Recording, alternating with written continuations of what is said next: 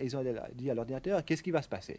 L'ordinateur a montré que si tout continue de la même façon, vers les années 2030 à peu près, approximativement, donc dans 50-60 ans, il y aura une chute brutale de la population d'à peu près les 2 tiers. On peut dire réellement, sérieusement, aujourd'hui que l'humanité est menacée.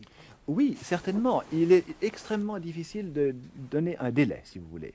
À quel moment est-ce que ça sera le plus à quel moment est-ce que ça sera la catastrophe? Ça c'est difficile.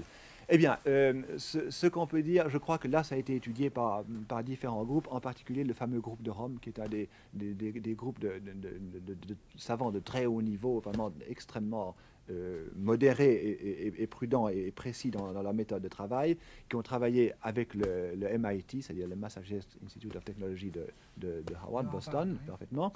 Et ils ont quand même étudié les choses de façon très approfondie, et précisément dans ce domaine de prospective, pour tâcher de voir un petit peu combien de temps on pouvait courir sur notre lancée actuelle.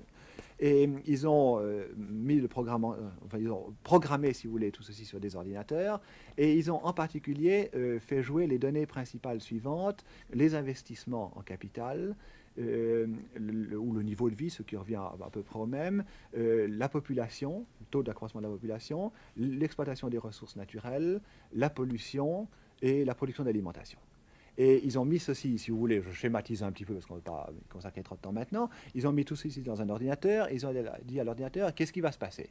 L'ordinateur a montré que si tout continue de la même façon, vers les années 2030 à peu près, approximativement, donc dans 50-60 ans, il y aura une chute brutale de la population d'à peu près les 2 tiers.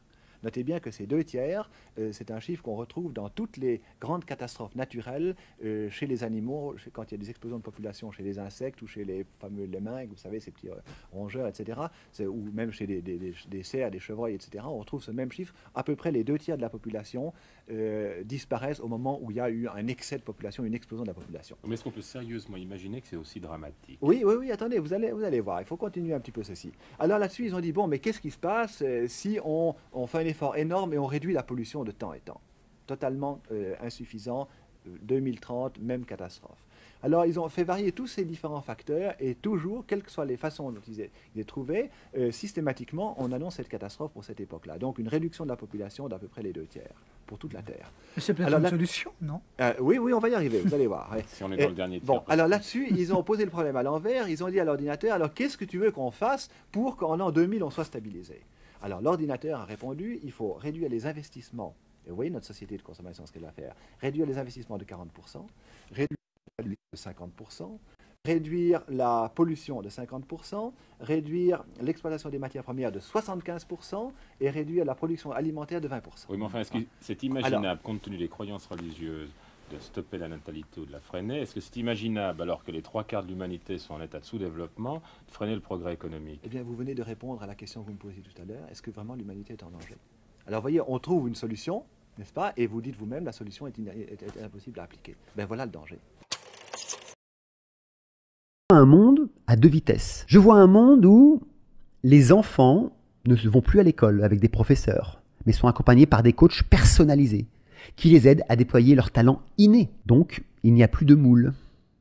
Il n'y a plus de formatage des enfants. Ensuite, je vois un monde où il n'y a pas de gouvernance non plus. Et le monde est devenu un monde en réseau, avec des communautés qui ne dépassent pas 150 personnes. Tout le monde travaille pour l'intérêt de sa communauté, et chaque communauté œuvre pour l'intérêt global de chacune des autres communautés. Les personnes âgées dans ce monde œuvrent jusqu'à ce qu'elles ne peuvent plus. Et puis, quand elles ne peuvent plus, elles reçoivent tout ce dont elles ont besoin par les autres membres de la communauté. Concernant les plaisirs de vie, ils sont inchangés, mais on va dire qu'ils sont juste remis dans une juste valeur en fonction des ressources de la planète. Et comme il n'y a plus de course à la concurrence et à la nouveauté, il n'y a plus de danger pour les ressources rares de la planète. Tout comme, pour moi, le modèle des transports se modifie. Et les relations envers les autres personnes de la planète commencent aussi à prendre un aspect plus profond et plus authentique. C'est comme la spiritualité, elle est vivante et elle se fond avec les autres philosophies de vie.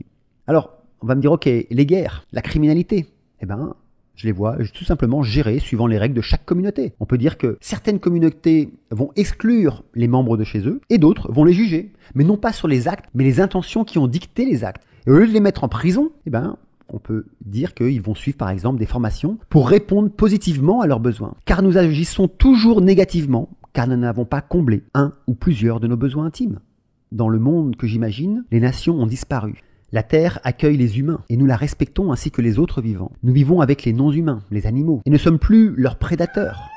Concernant la médecine, pour moi, la médecine holopathique, c'est allié avec la médecine originelle et naturelle, et s'applique à prévenir plutôt que soigner. La médecine et la science ne sont plus des religions, comme c'est le cas actuellement, et ne sont absolument pas prioritaires. Les meilleurs médecins sont ceux qui ont le moins de patients, et qui distribuent le moins de médicaments. Concernant la violence, l'envie de pouvoir, l'orgueil existera encore, mais sera amoindri s'il n'y a plus d'argent. Concernant les drogues, les drogues, pour moi, ne sont plus gérées par des cartels, car il n'y aura plus d'intérêt financier. Chacun sera libre de faire sa culture suivant ses croyances, et puis les dealers deviendront alors inexistants de manière naturelle. Je pourrais comme ça continuer sur la manière dont j'ai écrit le Nouveau Monde. Car bien sûr, ça ne sera pas sans difficulté à surmonter, et j'en suis conscient. Mais vous savez quoi ? Je préfère avoir à surmonter un monde libre qu'à subir un monde qui empêche l'être de se déployer.